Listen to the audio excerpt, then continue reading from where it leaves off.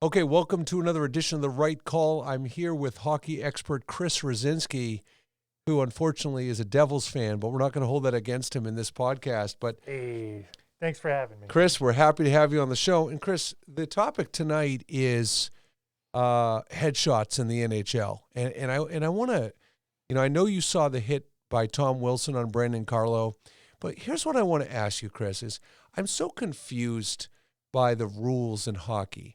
I'm trying to understand. They have this, he didn't leave his feet when he went to the boards, and they have all these conditions. You can't leap into a guy, like charge him into the boards. But this is what I want to ask you, Chris. I am sick and tired of hockey players and football players trying to injure their peers. There's some responsibility when you're playing a sport. And I'm not saying this as a Bruins fan. If Brad Marchand did that to Tom Wilson, I would be saying the same thing. So my question to you is, what is the responsibility these hockey players have to respect their peers, to not try to injure and target a guy's head? What's your take on this? So to be honest with you, I feel like when it comes to hockey players, that they're generally really good about taking it upon themselves to be responsible with their conduct and not being, predatory in their physical contact with other players. I think it's a small handful of really repeat offenders, particularly in hockey. I mean, it probably applies to other sports, but I think it's the same couple of guys who are the ones who are constantly under fire for their cheap shots, headshots in particular. As a Devils fan, I will say Marchand is no, popular guy in Devils Nation because he's taken out a couple of our players over the last few years with questionable hits, elbows up high to the head, those lunging, like leaping hits that you're talking about that end in elbows to the head. So I think in any situation, any sport, there's always going to be those guys that they just play a little over the line. Like they get up to the line, some of them play over it consistently. Okay, so Chris, follow-up two-part question. One, was the 7-game suspension appropriate? Because that had set a precedent for boarding penalty. Of course, there was no penalty called, but that's number one. And part two is, when you have a repeat offender, like you just said, some guys play over the line. Tom Wilson just had a situation with the Penguins with Jankowski a week or two earlier. He had gone 166 games without incident, but prior to that, he had 4 incidents. So, to me, people are up in arms. 7 games seems too much, but I think you need to send a message to repeat offenders who play over the line. I agree. Yeah. No, I think reputation definitely that will come into it and come into play. If you have no history of dirty play or cheap shots or any what do you call mitigation or mediation with the league rather, then you'll probably get the benefit of the doubt. You won't be slapped with a hard suspension. If you have a reputation, you're constantly getting called in game or under league review for this stuff, then yeah, you gotta take it case by case, but you do have to put your foot down when people are repeatedly abusing the rules. So, Chris, you're commissioner of the National Hockey League for a day. When Tom Wilson returns from his suspension, let's pretend that before the season's out, he has another incident, okay? What's the next suspension in your mind? What's the next step for a guy that has another incident, either in this same season or let's say early next season? What would you do? So still case by case basis. So you're going to look at that individual case first, and then you take into account secondarily to that if the offender is a repeat offender. So if Which it is in this case with Tom Wilson. Yep. So if it looks like he did a purposeful, aggressive, illegal, type of hit or penalty or whatever called or uncalled during the game, then it's probably going to up the ante for the penalty he receives.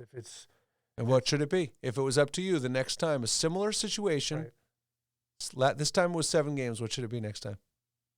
I would double it. I'd Yeah. probably go with 15 regular season games. And that would be because repeating the same level of offense or worse. Whereas if it was an honest play where someone got hurt, the league decided to take a review and found that there was no malicious intent, then okay, you get judged on that. But if it's another malicious act and repeat offender, yep, you just got to get ratcheted up. So, Chris, two last questions for you. One is, I want to talk about how fighting has essentially been removed from the game. I mean, there are fights still occasionally, but they're few and far between. I mean, nothing like what it used to be, right?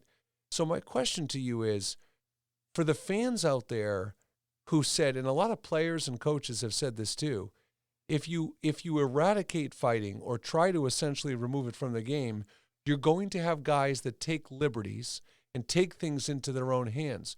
So do you think we've seen an increase of the Tom Wilson kind of behavior because there is less fighting in the NHL and because it's just not as much part of the game as it used to be? That's a really good question that I think would be... I try. Yeah, I think that would be worthy of diving into stats, looking at the data and seeing if there's a correlation there. Off the top of my head, if I guessed, I would say that probably there is a little bit more chippiness like that because of the not a reduction in the amount of fighting, a reduction in the amount of players who will fight, who will drop the gloves, because it's more of a specialty now. If every team has like one or two guys, that regularly will drop the gloves to make a statement, or to fire up the team when things aren't going well. So there's a good chance that during a particular play on the ice that there may not be a protector out there for one team or the other. And I think that lends itself to guys maybe taking liberties, like you said, and taking a shot.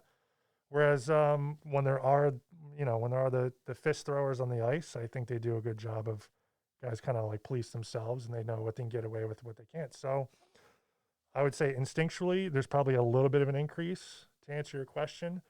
But who knows to say for sure, because I mean, the game a few decades ago was a lot rougher, in the 80s and 70s, it was a much rougher game. So I think there's just going to be less fighting in general and less chippy play in general these days than there was decades ago. All right, Chris, I can't let you go. This is your inaugural appearance on The Right Call. By the way, a couple of things, fun facts about Chris Rosinski here. First of all, our beautiful logo was designed by Chris Rosinski. That's one thing. And the second thing, Chris, is this is the first time we've talked about hockey on The Right Call. So big day here, your inaugural appearance, inaugural hockey, right? But Chris, I can't let you go without alerting our fans to a proclamation you made earlier this evening about Jack Hughes, because I want to let Chris explain himself before we let him go off. Chris used Jack Hughes and Wayne Gretzky in the same sentence, and so he's going to need to explain that before we sign off on the podcast. So go ahead, Chris. A couple hours ago, and I still stand by it now. Absolutely. Basically, what I was saying is that I don't use the Gretzky comparison very often at all when it comes to hockey, namely because the game is so much different now than it was 30, 40 years ago. So even Wayne Gretzky wouldn't be Wayne Gretzky in the league today. It's just a different game. But in the last year that I've been watching Jack Hughes, this is his second season with the Devils. His draft year was last year. He's the first player in a long, long time that when I see on the ice, the way he moves, the way he reads the ice, sees the play, inserts himself into it and anticipates, along with his physical talent. He really reminds me of Gretzky, the way he moves around the ice, plays the puck, gets in and out. So is he going to score 200 points in a season? No. But Wayne Gretzky wouldn't score 200 points in a season. Is he going to score 100 points in a season? I do believe in 3 to 4 seasons from now, I believe Jack Hughes will be notching 100-point seasons because the kid's, he's got it. Only thing he's missing is size in today's game. He's undersized, but otherwise, kid's got the talent. Okay, well, we're going to remember this day because, Chris, when that happens, we're going to bring you back on the show so you can tell everybody, look, I told you way back when. Sounds good. All right, Chris, good to have you, bud. We'll have to have you again. All right. Thanks for joining Chris Rosinski. I'm Mark Altman for The Right Call.